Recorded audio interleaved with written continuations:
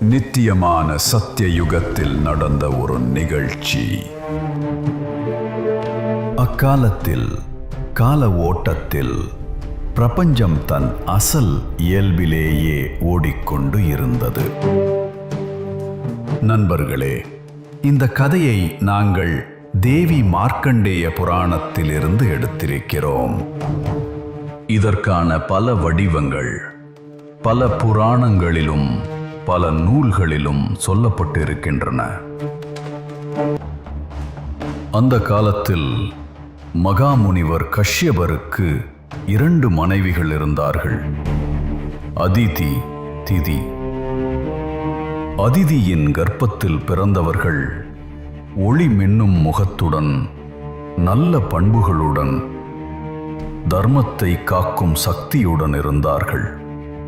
ஆனால் திதியின் கர்ப்பத்தில் கருமை நிறத்துடன், கொடூர சுபாவத்துடன், ஒப்பில்லாத போர் வீரத்துடன் 2 ராட்சசர்கள் பிறந்தார்கள், சும்பன், நிசும்பன்.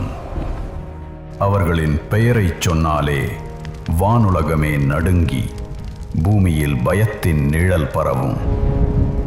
அவர்களுக்கு ஒரு தளபதி இருந்தான்.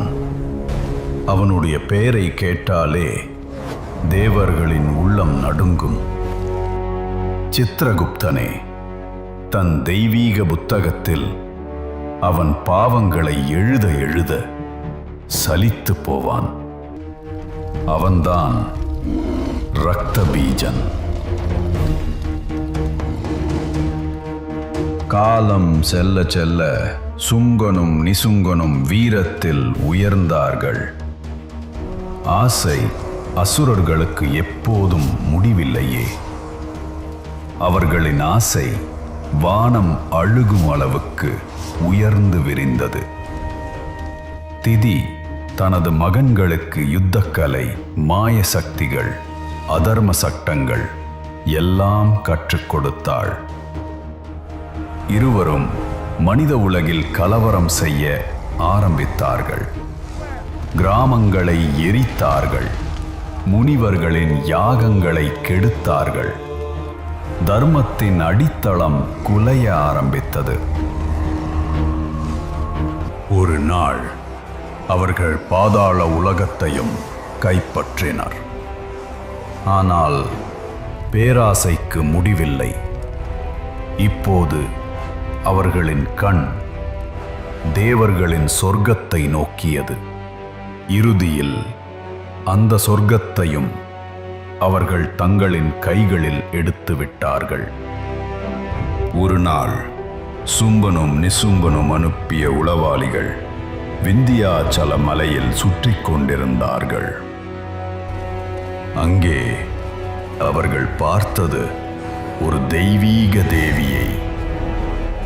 சிங்கத்தின் மீது அமர்ந்து மெதுவாக சிரித்துக் கொண்டிருந்தாள்.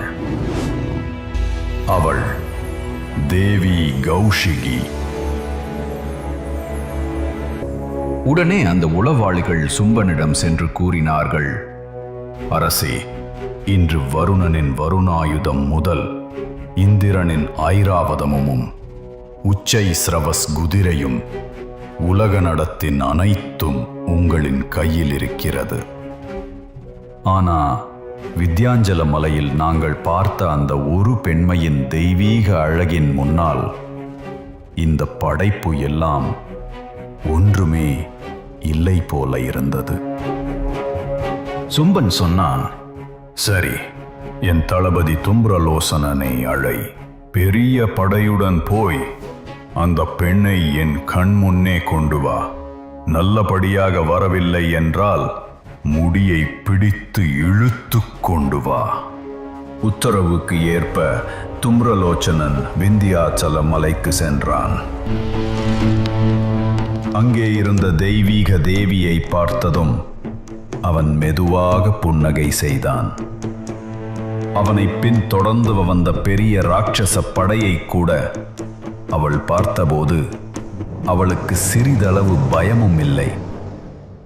தும்ரலோசனன் முழங்கினான், அழகான பெண்ணே, எங்கள் அரசர்களான சும்பன் நிசும்பன் உலகத்துக்கும் எஜமானர்கள். அவர்களின் பாதத்தில் தெய்வங்களின் பெருமையும் உலக செல்வங்களும் கிடக்கின்றன. அதனால் எங்களோடு வாராய், அரசரை கல்யாணம் செய்து கொள். தேவி அமைதியாக பதிலளித்தாள். தும்ரலோஷ்னா, நீ சொன்னது உண்மைதான். ஆனால் நான் ஒரு விரதம் வைத்திருக்கிறேன். என்னை யுத்தத்தில் ஜெயிக்கும் ஒருவன்தான் என் கணவன். இதை கேட்ட தும்ரலோச்சனன் கோபத்தில் வெறியோடு தேவியை தாக்கினான். அதை பார்த்த சிங்கம் தன் கழுத்தை ஆட்டிக்கொண்டு முழங்கியபடியே ராட்சச படையை தாக்க பாய்ந்தது. ஒரே கணத்தில் அந்த படை காட்டுத்தீ போல் சாம்பலானது. தேவி தன் திரிசூலத்தால் தும்ரலோச்சனனையும் அழித்து விட்டாள். இந்த செய்தி சும்பனிடம் சென்றதும் அவன் கோபத்தில் முழங்கினான். அவன் 2 தளபதிகளை அழைத்தான், சந்தும் முண்டனும். உடனே போய் அந்த தேவியை என் முன்னாடி கொண்டு வா. வர மறுத்தால் கொன்றுவிடுங்கள்.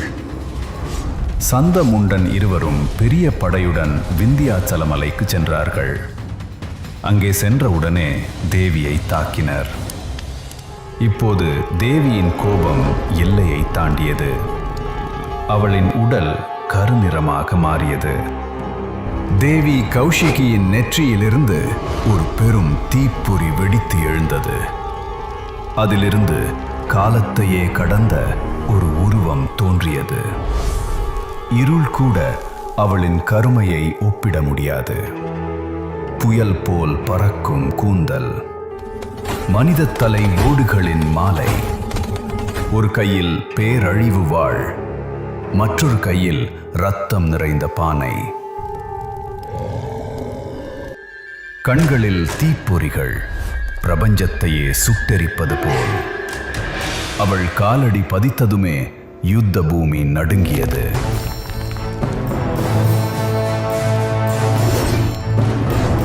அவள்தான் மா காளி. பெரும் யுத்தம் வெடித்தது. மா காளி சந்த முண்டன் படைகளை நொறுக்கி நசுக்கினாள். இறுதியில் இருவரின் தலையையும் வெட்டி அதை தேவி கௌஷிகியின் பாதம் அருகே வைத்து சமர்ப்பித்தாள். கௌஷிகி மகிழ்ச்சியுடன் கூறினாள், அம்மையே, நீ சந்தனையும் முண்டனையும் கொன்றதால் இனிமேல் நீ சாமுண்டா என்று பெயர் பெற்றவளாவாய். அதனால்தான் இன்று வரை மாதா சாமுண்டா மா காளியாக இந்தியா முழுவதும் வழிபடப்படுகிறாள். சும்பன் நிசும்பன் அனுப்பிய படையெல்லாம் அழிந்த பிறகு இறுதியாக அவர்கள் தளபதி ரக்த பீஜனையே யுத்தத்துக்கு அனுப்பினர். இவன் சாதாரண ராட்சசன் இல்லை.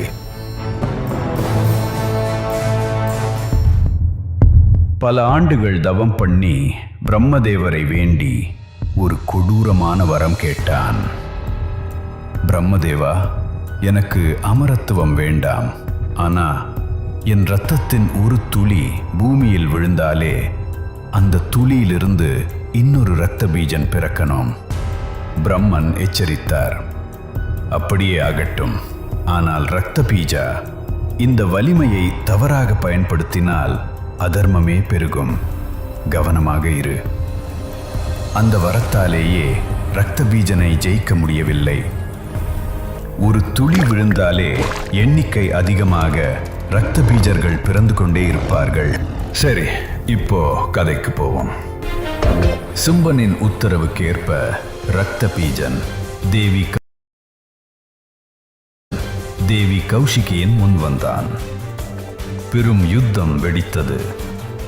தேவி தன் தெய்வீக ஆயுதங்களால் அவனை தாக்கினாள்.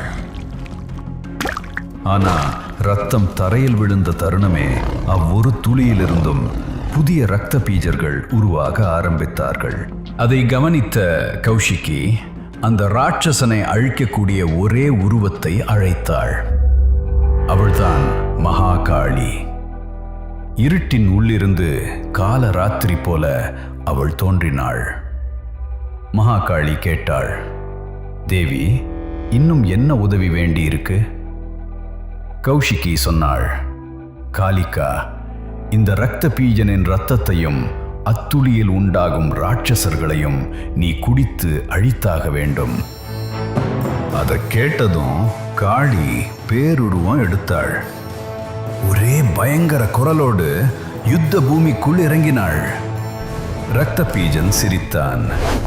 என்னம்மா இது, அழகாக இருந்த அந்த பெண்ணை விட்டுட்டு இப்போ இன்னொரு பெண்ணை அனுப்பியிருக்கா? பெண்கள் பலவீனமானவர்கள். அதற்கு காளி சிரித்து, உன் ஆணவத்தை பார்த்தேன்.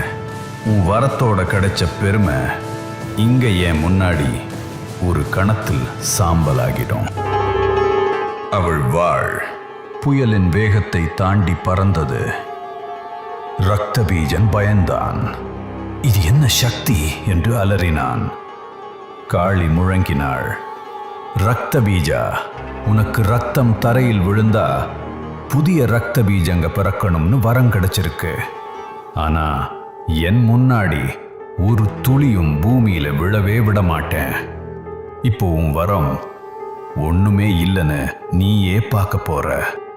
மகாகாளியின் கோபம் உச்சத்தை எட்டியது. இரத்த பீஜனின் உடலிலிருந்து இரத்தம் பீரிட்டது. ஆனா காளி ஒவ்வொரு துளியையும் தன் கபாலத்தில் பிடித்து கொண்டாள். எண்ணிக்கை அதிகமா இருந்தாலும் அவ எல்லாத்தையும் குடித்தாள். ஒரு துளியும் தப்பிக்கவில்லை.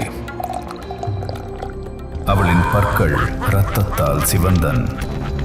அதனால்தான் அவளுக்கு ரக்தடிகா, ரக்த டந்திகா என்ற பெயர் வந்தது. இப்படி மகா காளி இரத்த பீஜனையும் அவனது அநேக நகல்களையும் ஒன்றன் பின் ஒன்றாக அழித்தாள். இறுதியில் அவன் தலையை பிடித்து வாளால் வெட்டினாள். அந்த இரத்தத்தையும் முழுவதும் குடித்தாள்.